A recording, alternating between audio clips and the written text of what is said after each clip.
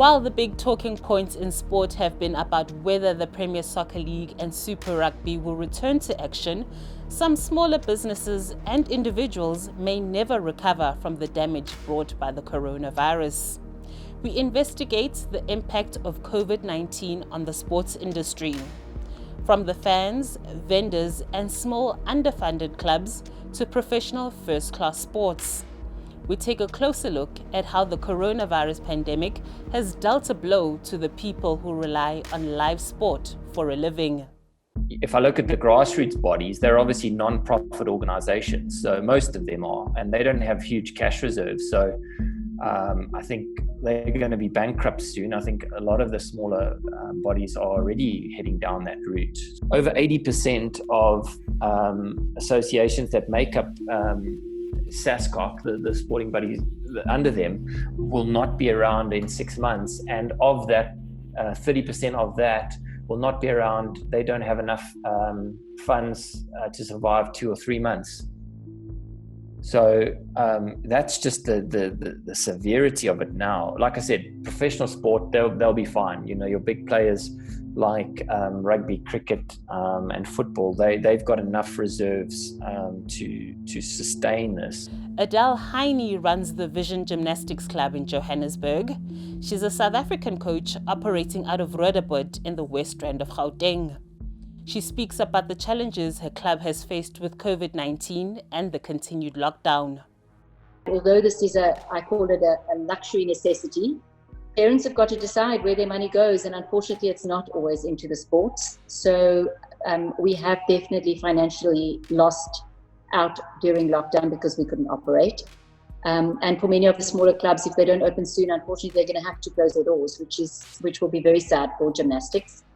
So it's had far-reaching effects all through everywhere, and that obviously filters down to us as a small business because we're dependent on gymnasts paying monthly fees and not having to attend training and us not being able to do proper gymnastic training. We definitely have lost out financially, and I think many clubs are in very dire positions at the moment.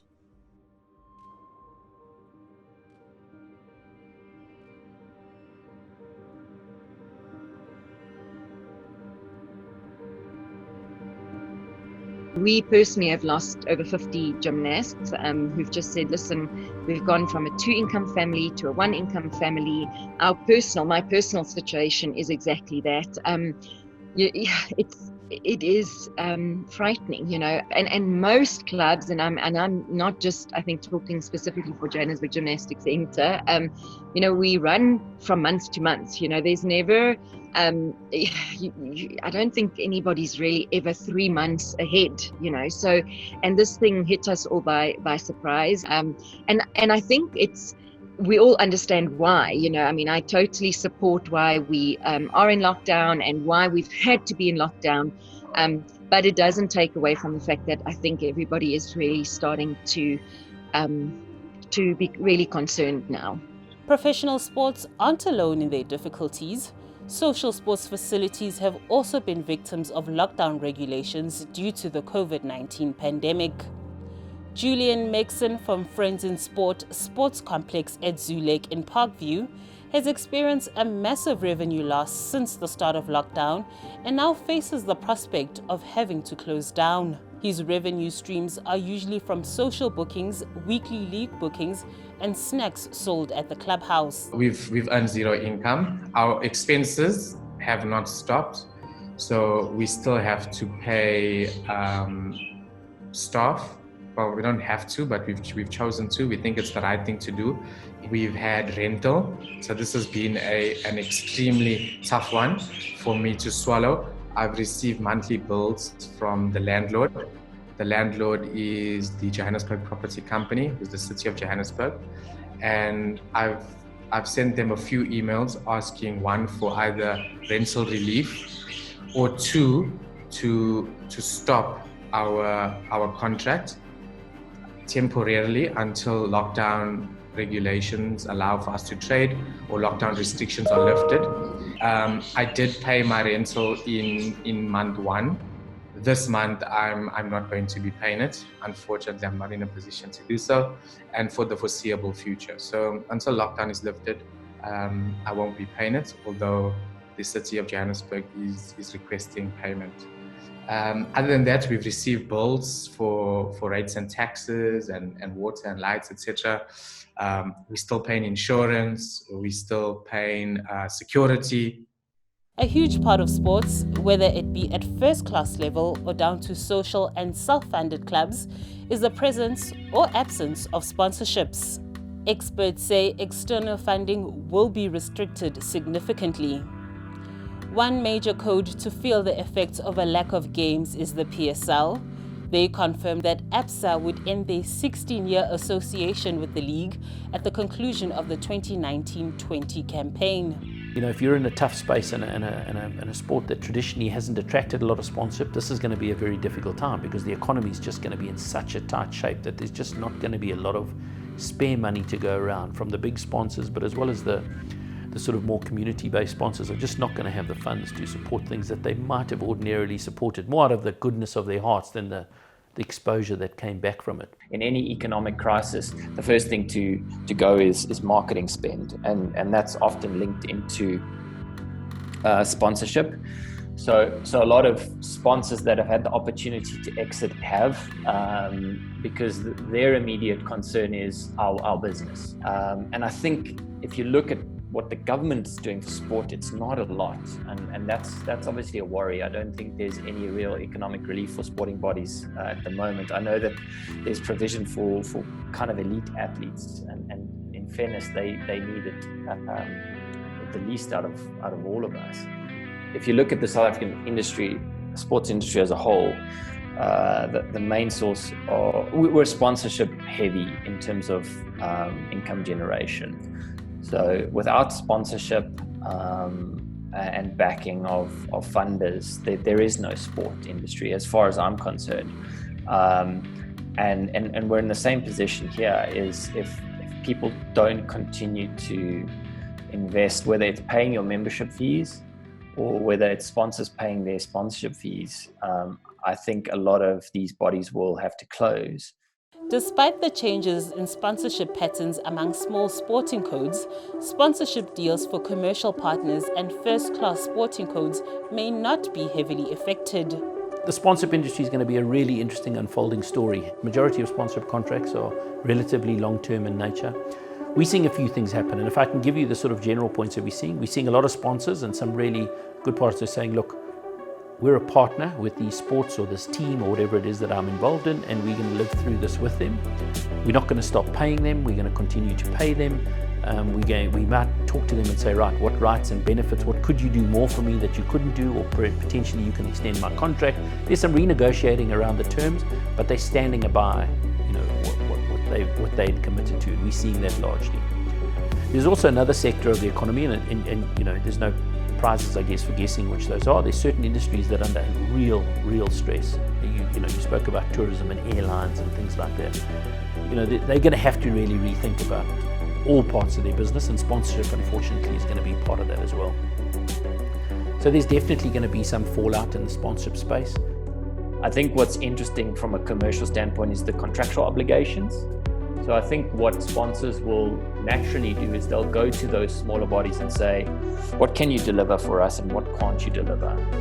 Is there any way that we can pay you part of that? You know, if for instance, if your rights extend into the digital space, you can continue to deliver that and look to pay maybe part of the sponsorship fee, which would obviously still help.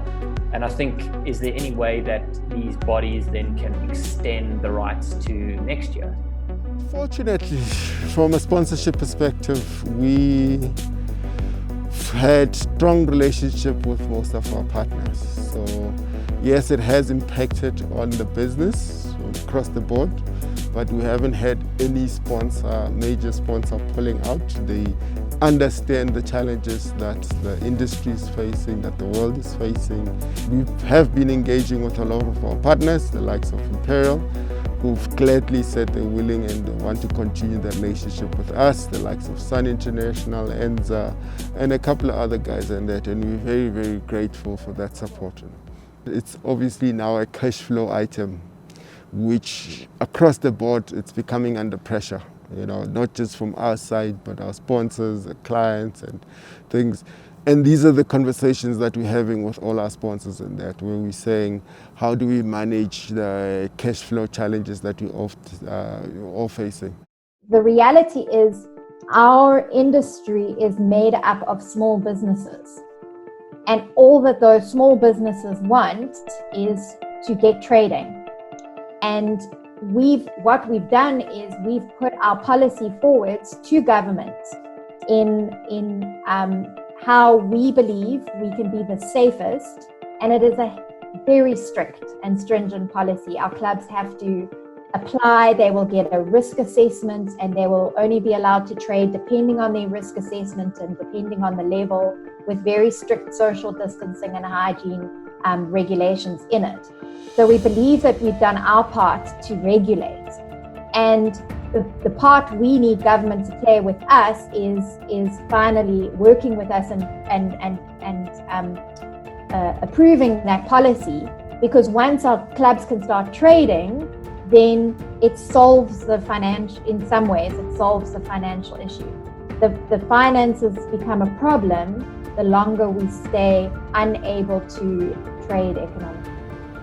Our whole structure relies on the gymnasts being able to go to train, pay their small business who's doing the training for them. They register with us and they enter competitions. And so the cascade of the finances goes up in the organizations through the districts and provinces and national. So if we have no clubs and no gymnasts trading, in essence, the entire structure will collapse. With all the changes in the industry, including memberships being cancelled and sponsorship agreements being terminated, some clubs have implemented financial contingency plans, even making use of the National Relief Fund. We did submit our applications for those gymnasts who were eligible. We had 3 gymnasts who were eligible, and I'm really happy to say that all 3 were supported incredibly by the government.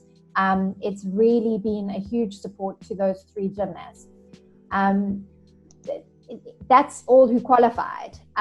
So, the 19,000 others don't fall into that category. And the reality is we can't expect the government to support all 19,000. With us at Vision, we were really proactive. I mean, we immediately spoke to our landlord and requested a rent reduction. The directors took immediate salary cuts with immediate effect. We tapped into the UIF TERS funding. We have been fortunate that the South African Gymnastics Federation has also established a COVID-19 relief fund, which we were able to apply to.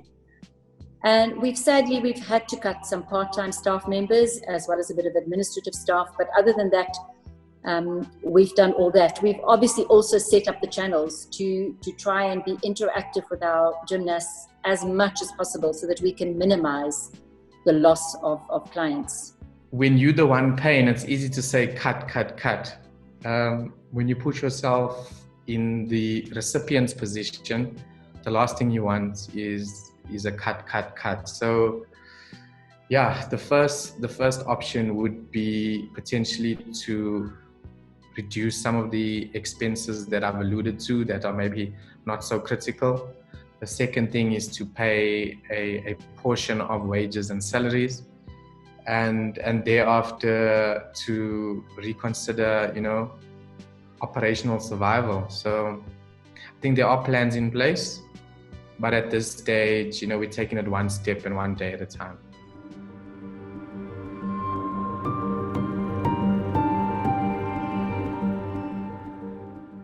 The big teams, the big leagues, they'll be fine. But even within big leagues, like the Premier League in England, like the cycling business, they're big teams that will survive. There are a lot of small teams that are going to struggle to survive.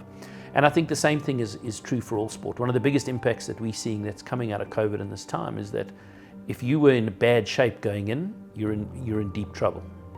You're going to see some other sports and events where people are going to have a serious look at themselves and say, can we come back at all? Or if we come back, how will we come back? We've been in a tough position. Fortunately, we did have some money saved in the bank account, so we've been able to pay the expenses as and when they fall due, or the rental. But if this continues for much longer, 3 to 6 to 9 to 12 months, we would need to consider whether we want to remain operational or not. This is not a good time for anyone. And I think one of the good things in the sports business generally is that, teams, leagues, this is a time that people come together. Sport in the end is a community.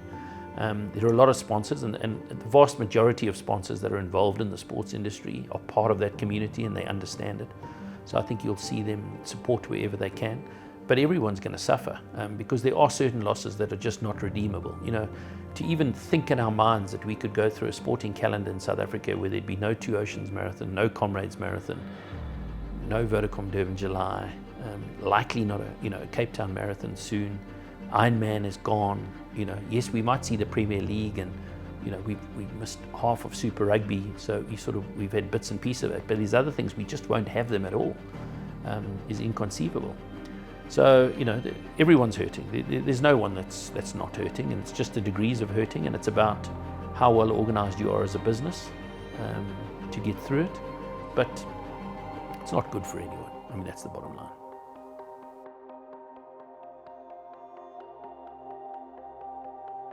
I think this is where governance is key. If some of these associations have boards, I think that's really where board members need to get behind the associations and really put in the work, because they're there to ultimately provide the guidance. And it's probably digging a bit deeper than having a general meeting here and there. This is reaching out to their networks and connections and seeing if they can put together a plan and a strategy to cope with that. And like I said, the first immediate thing is how do we save costs? How do we cut back? And whether that's through, like I said, a kind of a furlough scheme, or how do we be creative in raising funds? Do we open up to our members, or do we open up to the wider South African audience? So those are just some very basic kind of principles which gymnastics have followed, and I think a lot of the other bodies can follow that. But again, what needs to happen is that we need to be collaborative as an industry, and people need to just get back themselves to get out of this, and hopefully that happens, because every industry is heavily impacted by this. Sport's going to be a hugely important part of the post-COVID era. How we celebrate getting back to normal, how we enjoy life, how we spend time with our friends and family, and I think it's the one part of people's lives that they've massively missed and have expressed it with any social listening that we've done across Africa, across Asia, across the United States, Europe, wherever we are, is we're seeing just how much people realizing now how much they miss sport, both from a watching, fandom, participation perspective. So I really expect it to bounce back pretty quickly. Again, it's going to be under some pressure. There's going to certainly be some financial fallout, but largely sport's going to play a hugely important role in the post-COVID era.